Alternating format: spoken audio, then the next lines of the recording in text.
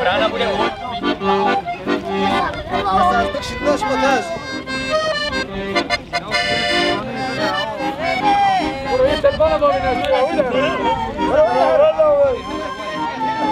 Tak to kočování vzniklo v roce 2010, kdy jsme měli naskoušenou v rámci brněnského lunaparku masopustní frašku Hanze Zachse, chtěl vysedět telata. No a po několika reprízách vlastně takhle po brněnských kavárnách a po různých festivalech i po republice jsme si řekli, že je to takový docela dobrý formát, se kterým by se dalo jezdit po vesnici. Pozor, pozor, dámy a pánové, za necelou hodinku propukne představení brněnského kočovného divadla Kočebr. Přijďte, těšíme se na vás. Na těch vesnicích to mělo vždycky takový punc jako svátku, sváteční události, což bylo to, co nás k tomu jakoby potom přitahovalo i v ty další roky, protože jsme pokaždý objížděli téměř stejný jakoby vesnice, akorát s malejma obměnami. No a letos, proč Turecko? No, protože už jsme pociťovali, že ty vesnice, byť je máme jakoby rádi na té Vysočině, tak už pro nás nepředstavovaly tak velkou výzvu. No a volba potom padla teda na Turecko, protože je to taková nejbližší, nejvzdálenější civilizace, je tam úplně jiný zeměpisný podhoubí, úplně jiný kulturní podhoubí, úplně jiný jazykový podhoubí, úplně jiný náboženský podhoubí. Tak to pro nás představovalo takovou adekvátní výzvu asi po těch 4 letech kočování takhle u nás. Chceš ten text? Ano, to asi to umím. Jo, nevím, jestli mám. Panové, to si musíme připravit. Křepelila, malá křepelenka, křepelila, překrásná panenka. Přiletěl k ní malý králík, přiletěl k ní překrásný Janíček. Co tu děláš, malá křepelenko? Co tu děláš, překrásná panenko? Vilinky, mají králíčku, vilinky, překrásný synečku. Synečku. Ještě Jovinky. Vilinky, mají králíčku, vilinky, překrásný synečku. Dej mě jeden, malá křepelenko, dej mě jeden, překrásná panenko. Já tě nesmím svého vinka dát, by mě otec a i máti. Když se budete někdy chystat do Bulharska, tak jedině s Vojtou Johaníkem, protože Vojtěch dostává všechno zadarmo. Třeba například tuhle zmrzlinu. Víte proč? Protože je krásný.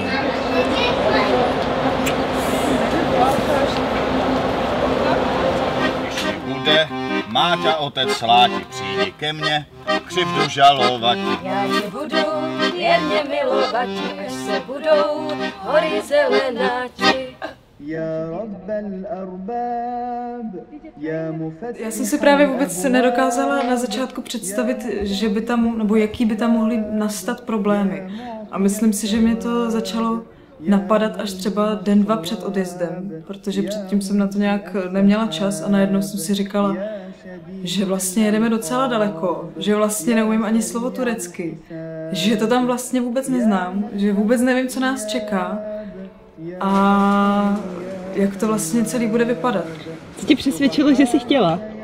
To, že si tam koupím turecký kalhoty a žádný tam neměli.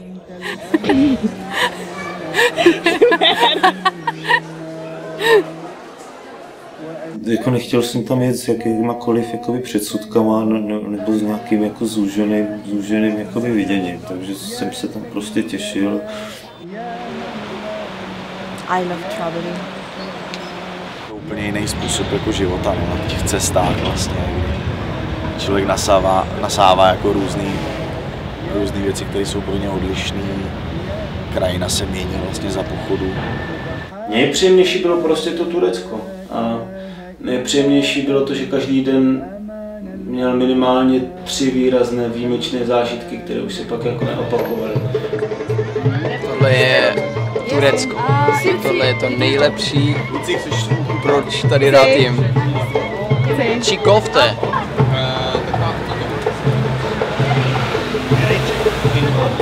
Turkish bread? Pičivu. Yes, thick, but Turkish word for this. Lavash. Tak jsem šťastný. Neplánuji. Pokud, tak jenom příští den. Jeden den. Nevím, jaké je datum. Většinou nevím přesně, kolik je hodin. A ani to vědět nepotřebuji. Protože jsem tady a teď. Mě v Turecku dobře, no. Je to určitě jiný způsob života, ale když jsem na něj vplynul, tak ho žiju podle zdejších jako způsobů a nějak... My name is Volga Mengu and I met with Vika in Czech Republic during my Erasmus education. I'm an actor, yes. I graduated last year and he would like to come here again. And I'm really pleased that I help you. I hope that I help you. Není to jako nic příjemného, že by člověk sedl prostě do letadla a za pár hodin tam byl. Jsme na cestě prostě 3 dny, ale asi i to má něco do sebe, že to k tomu patří. No. To je takové jako hodně echt kočování už. It was really special for me. I didn't been there before in cars on in the part of the Turkey, that's region.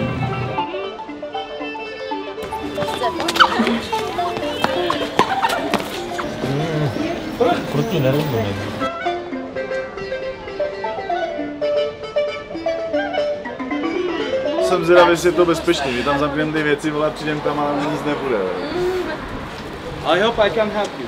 Dodávka vás má výskla, ne? Že byste Vojto, jak to s tím autem vypadá teda? Dobře, všechny ceny máme 2 parádní káry, přičemž u jednoho auta nefungují brzdy, což nám řekla až po zaplacení, takže si to ještě zítra budou muset počítat to, opravit ty brzdy. Být na mě! Tak jedu s pokaženýma brzdama, umím to. Ale jsou to krásná auta.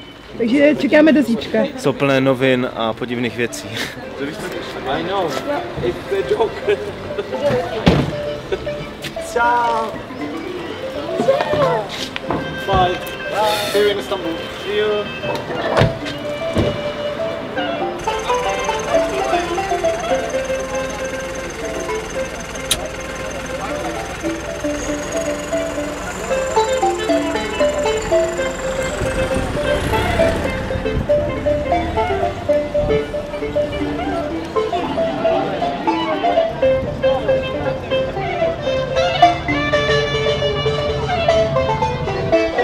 Jsme tam přijížděli spíš takovým torzem, než nějakým jakoby hotovým tvarem, takže na takovém tom prvním stupni se to prostě dodělalo.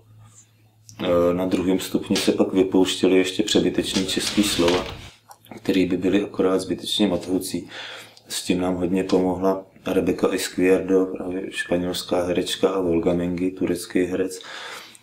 No a to, když už jsem je zmínil, tak to už byl takový 3. stupeň, že potom jsme vlastně tady ty 2 vlastně cizokrajný pro nás herce vpojovali ještě do toho našeho tvaru. Normally, I didn't prefer to play without text,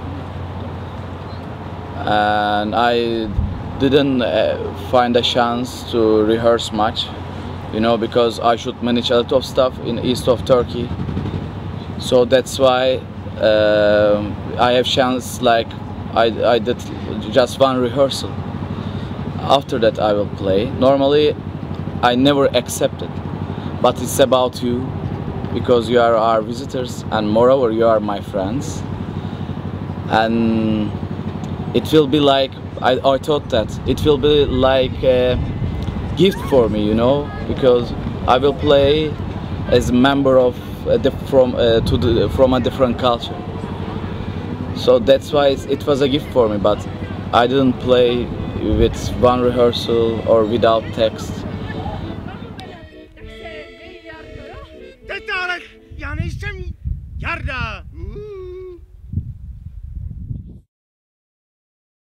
Divadlo je prostředek, jak se dostat k těm lidem blízko, bez toho, aby jsme se vnucovali. My jim něco nabídneme a oni pak nabídnou nám kousek svého života, jako svého soukromí.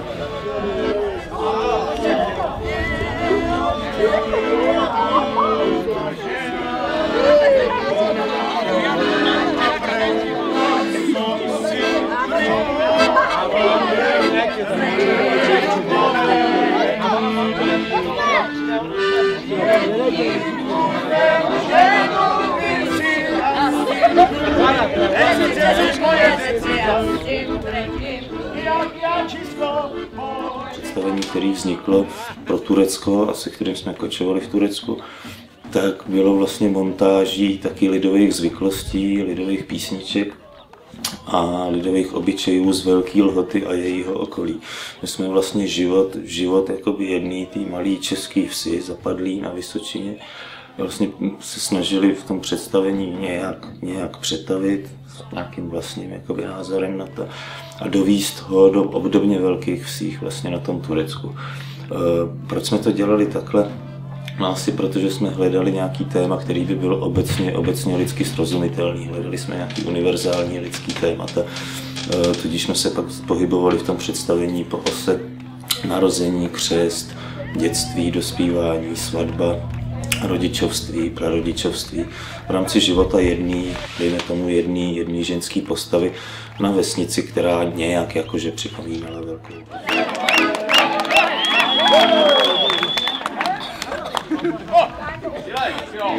Trochu jsem čekal, že budou živelnější, což se potvrdilo. Možná mohlo být někdy trochu nepříjemné, že opravdu se snažili být blízko a pořád se pusinkovali a oťapávali a věřím, že holkám to muselo být nepříjemné.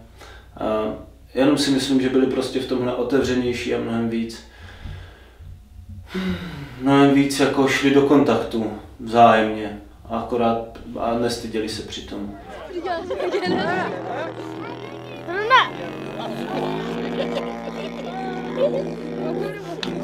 Já jsem to prožívala, takže na začátku jsem na to jako měla energii s těma dětma si jako povídat a jako vyměňovat a ptát se jich na to, jako když jsem se naučila pár základních slovíček, tak vlastně projevovat nějaký zájem jako o to, už jenom prostě zeptat se, jak se jmenujou a kolik jim je let, tak prostě začít nějaký kontakt.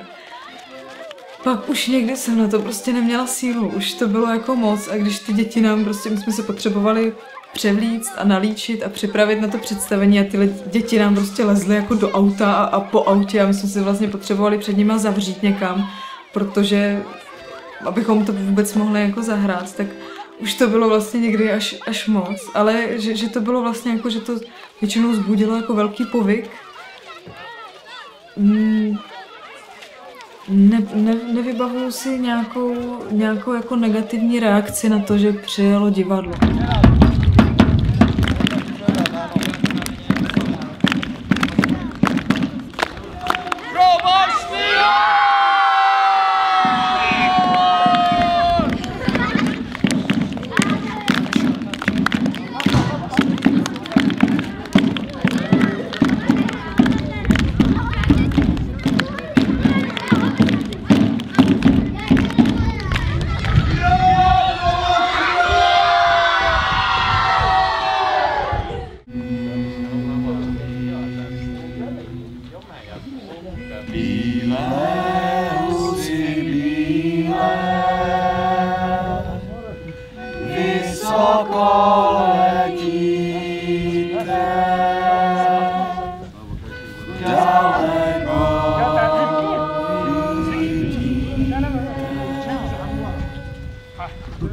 Zatočte se kolem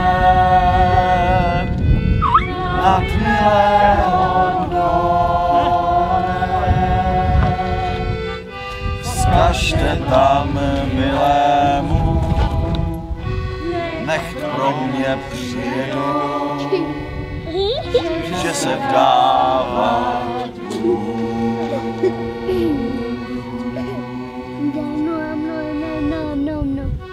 Mají pro mne děti, těma 40 pozma 50.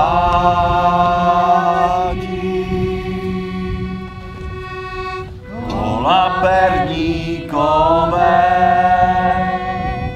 košiny cukrové, koníčky ve zlatě, můj milý v šarlatě, bič zlatem spletený, splétal ho můj milý.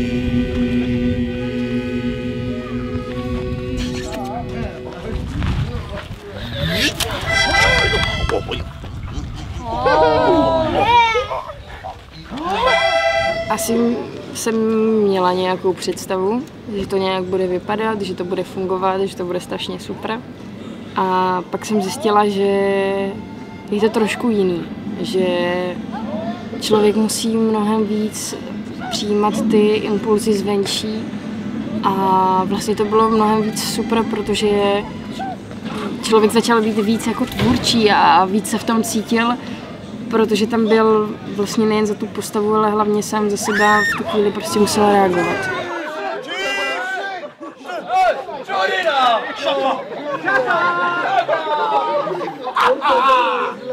Vlastně první věc, na kterou jsme narazili, byl jazyk. Oni nerozuměli vůbec ani slovu, ani tomu, že jsme prostě měli slovo, které jsme opakovali a mělo to nést určitý význam. Prostě oni to nepochopili.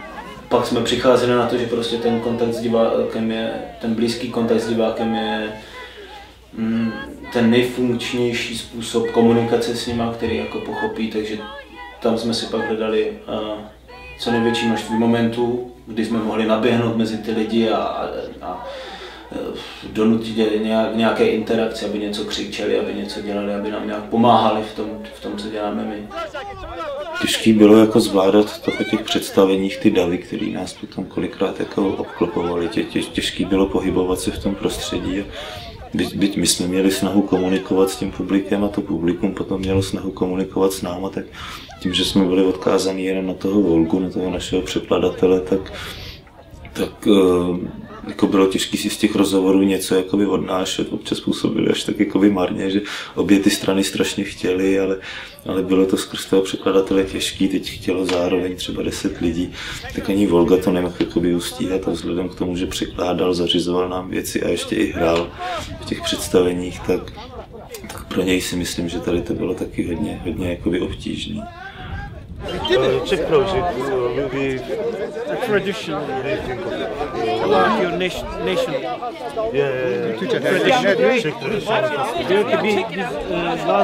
Hodně jakoby poznávání mezikulturního, tak tam mám pocit, že daleko větší kus toho poznání se odehraje po představení, když pak jdeme si spolu sednout na čaj. Tam se poznáme. Ale my se tam poznáme díky tomu, že odehrajeme to představení. Jakoby to, když jakoby něco jim dáme, když odvedeme jakoby práci umělce, když je potěšíme, tak pak oni se nám víc otevřou, než kdyby jsme jim nic neukazovali, nebo jenom došli jako turisté.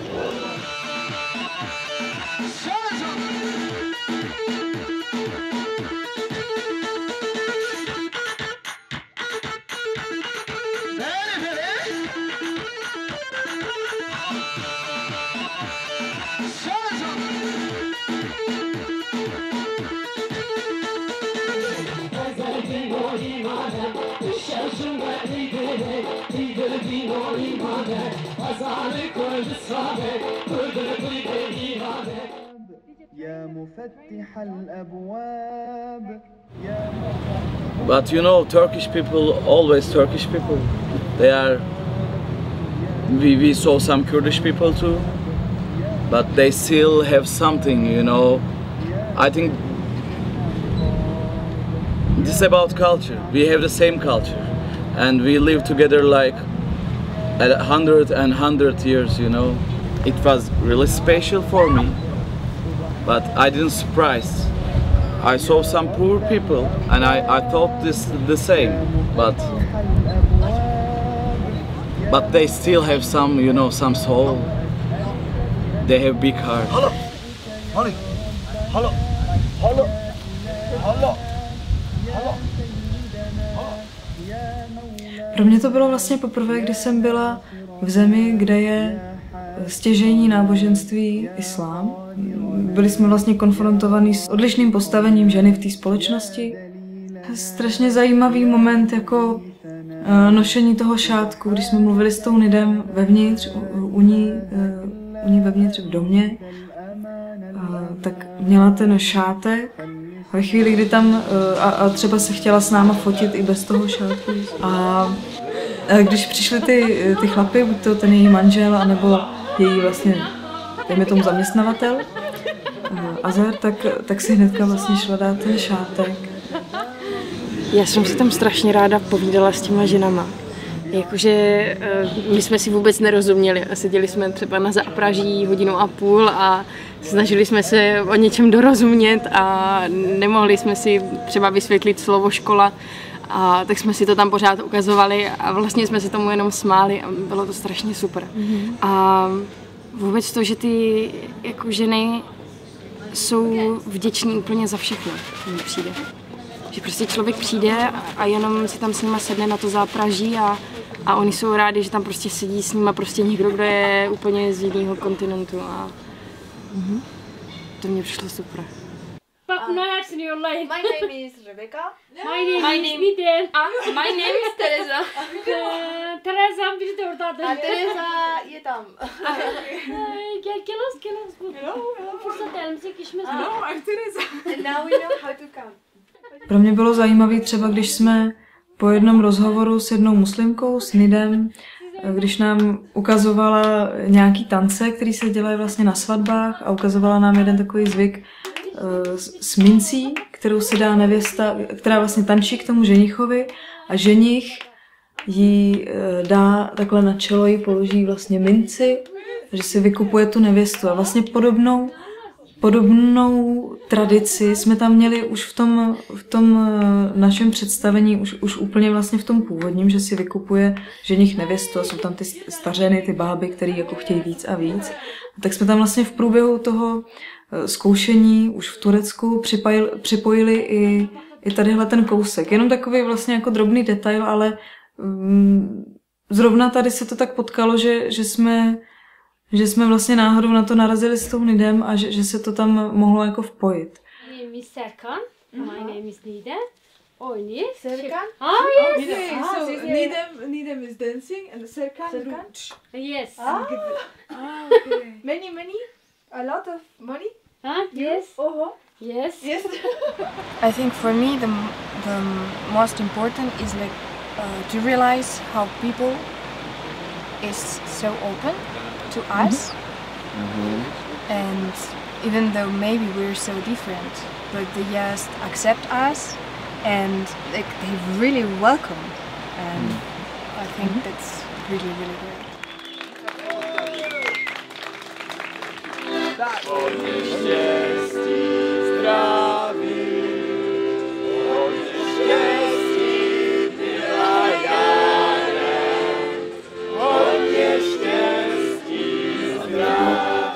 Jako ty Turci jsou takový emotivnější, jako to by se dalo říct. Jsou asi jako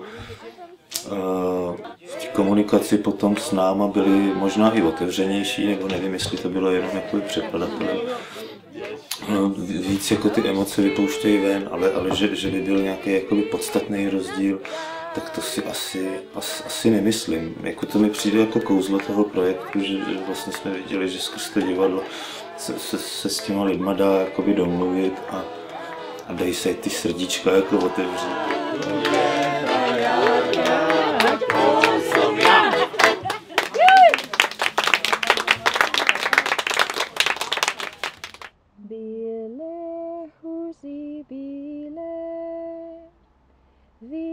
Ty dny neměly přesný plán, nebylo jasný dopředu, kam pojedem, kdy tam budeme hrát, nebo zhruba jsme měli vždycky čas, jako kdy je potřeba hrát kvůli západu slunce.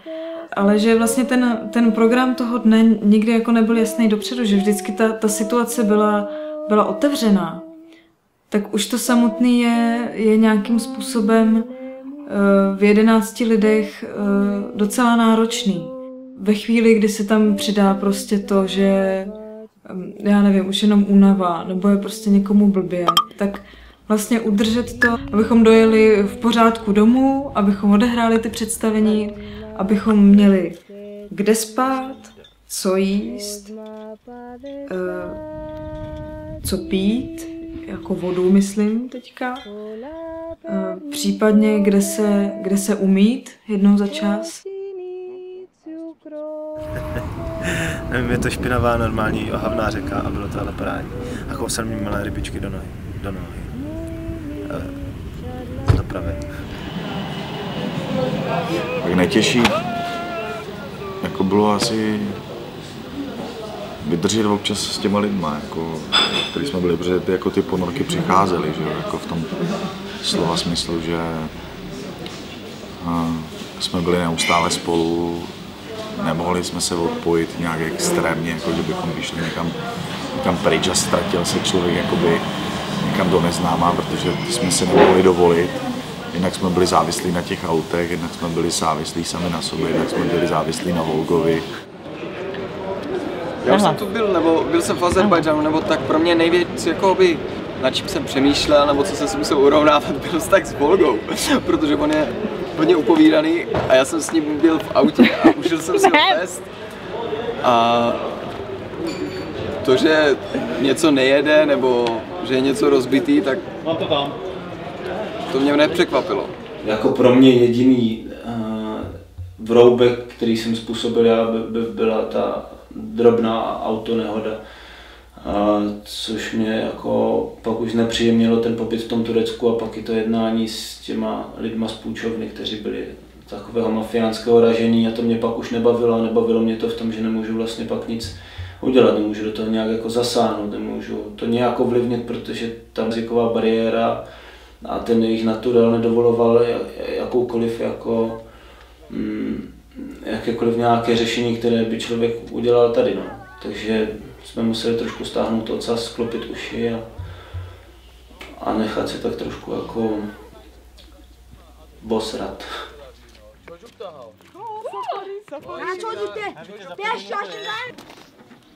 Jo. Ale podle mě je to jakoby, že to souvisí s tím pláštěm, že tady je 185, tam je 175. Možná i velikost toho, no i když tyhle ty díry by podle mě měly být stejný, ale asi to tak není. To je 44 no, a to je 46, to říkám. Což asi to bude. Říkám. Okay, we will do it later, okay? Yes? Yes, krásný. 200. Co ta věc, co kouká tam dole pod tím? Počkej, o čem to mluví? Jo, tam prasklém. Pararam. Now we will tie this with some Gaffa. Scotch. And I do it. Yeah. Oh, that's my knife. But good. He will make it. Teşekkür ederiz. Tak, ahoj. A je to! Únava byla těžká, že po všem tom hraní, řízení a socializaci ubývalo si. Jsme se teď dostali na tu cestu, kterou jsme chtěli jít vlastně zpátky. No. A teďka směřovali okolo toho Araratu, že jsme teda do toho Idiru dojeli. A nebo k němu. A tady dneska zahráli. Možná už zase nám jako čas skáče.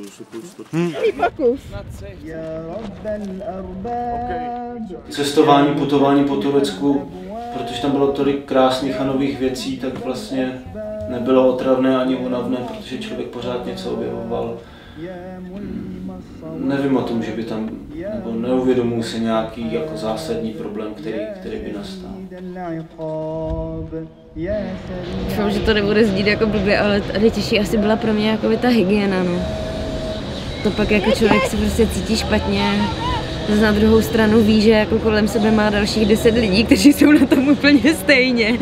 Takže si říká, jo, dobrý, prostě jsme na jedné lodi a jako vždycky se to dá nějak přežít, no. Že jo, mluvilo se turecky, anglicky a někdy teda francouzsky někdo mluvil a česky. A někdy si prostě ty lidi nerozuměli, ale ne proto, že by třeba jako neměli stejnou myšlenku, ale že tak to někdy byly takový jako momenty napětí, kdy úplně prostě si ty lidi nerozuměli. No. Bobe, jak se jmenuje ta vesnice? Tohle by měla být část Birzehané, a to jsou část Chile. Ale nevím, na co jsme domluvili. Tato událost není dost. Those women there told us the name. They're very kind, but we don't understand each other. To prostě nevygooglíš, ty vole. To In my idea, that's your culture a bit different than our culture, but we have something similar. About emotions, for sure we have something similar. And about clothes, yes, the costumes which we use during the play, I think that they are proper costume, isn't it? Something like this. So it's a bit similar in Turkish villages. Maybe Black Sea side, they wear something like this, and the Aegean parts too. Either.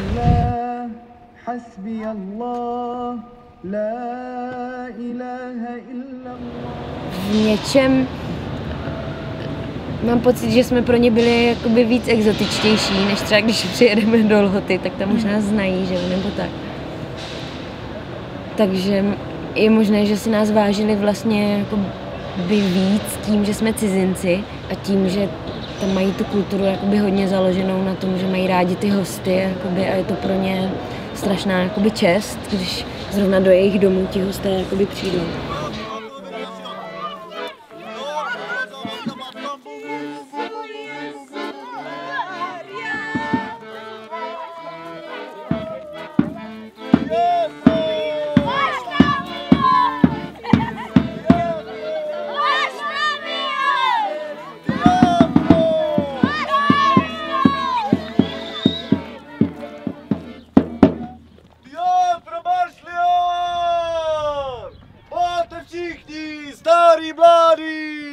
Všichni na teatro, nebojte se! No co ty tady děláš? Tam je na teatro, no utíkej! No co?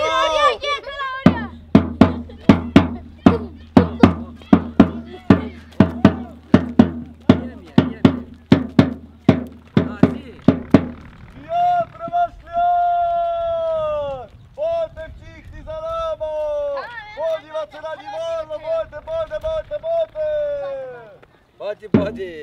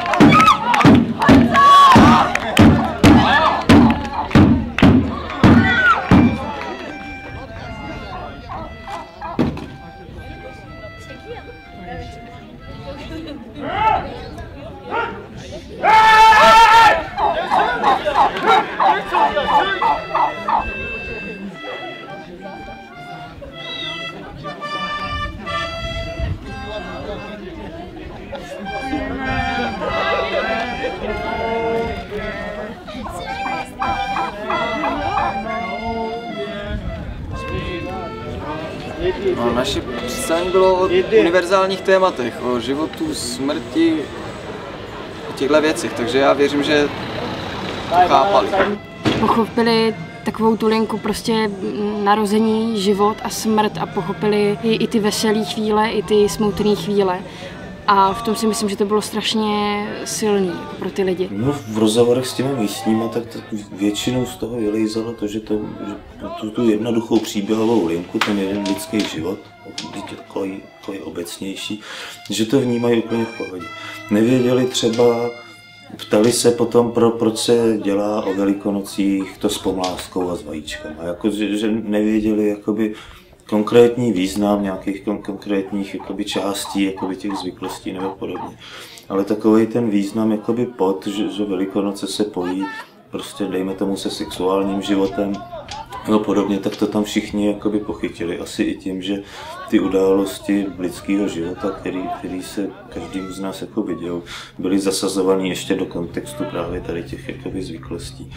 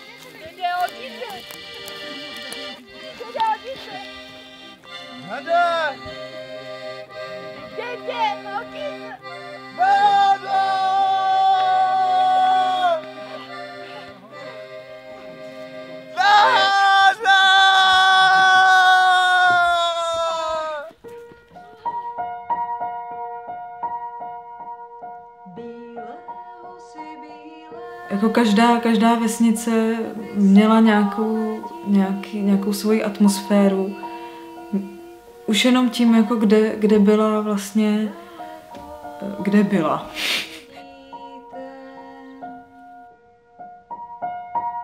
Co mě překvapilo? Asi prostě ta srdečnost, jakoby, a samozřejmě nevím, jak je to v těch městech, ale na těch vesnicích to bylo úplně... Ty lidi byli hrozně jako velkorysí a vlastně hrozně jako obyčejní. Že se mi líbilo, že se za ničím neženou, že jim prostě stačí to, co tam mají.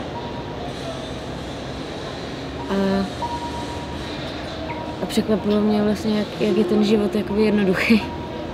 Nebo jak může být jednoduchý. Úplně, že prostě stačí stádo kráv a nějaký baráček a člověk je prostě spokojený. No.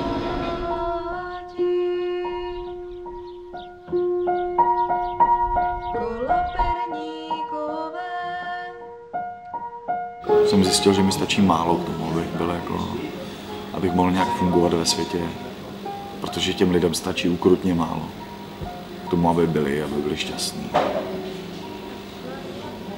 Nevím, člověka to tak jako zasáhne nějakou tlapou, poznáním, nějakou věcí, strhne ho to jako do nějaký chuti, poznávat nějaký jiný kraje, jiný lidi.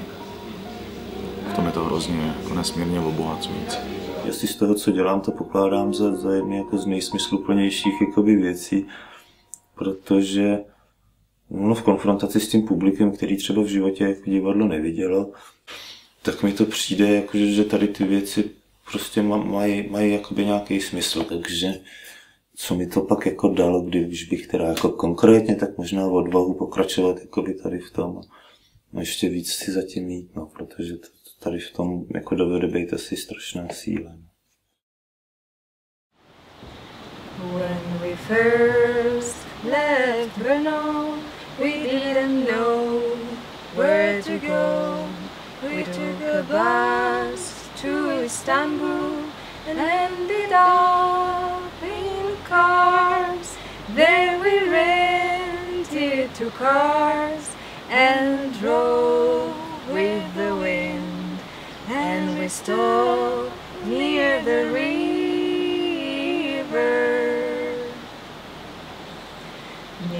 river, 200 cows and their sheets everywhere, and the train passing by only twice a day. Kites and dolls started to rain from the sky so grey. It was the most wonderful place to stay. But the trip just begun. Many good things started to come. We found a farm full of trees where leaves our friend Nidam. She offered us plenty of chai and wonderful cakes. All the stuff was delicious, homemade. Now that we're sitting at a certain place where we feel like at home, memories come to our minds. Let's be brief, the trip was long. Let me tell you in a few words, people and places and adventures, homes and arms widely open for us. Chernobyl was our first village. What a huge audience. They never saw theater before. It was a magic experience. Akbar was next stop, then Subaran, then Bezirham. Mountain skids and nights beneath the stars. Hey, hey, hey.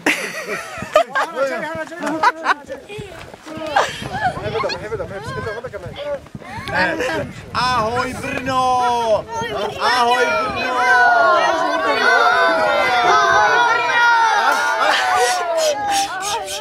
Kočebr! Kočebr! Kočebr! Kočebr! Kočebr! Jo!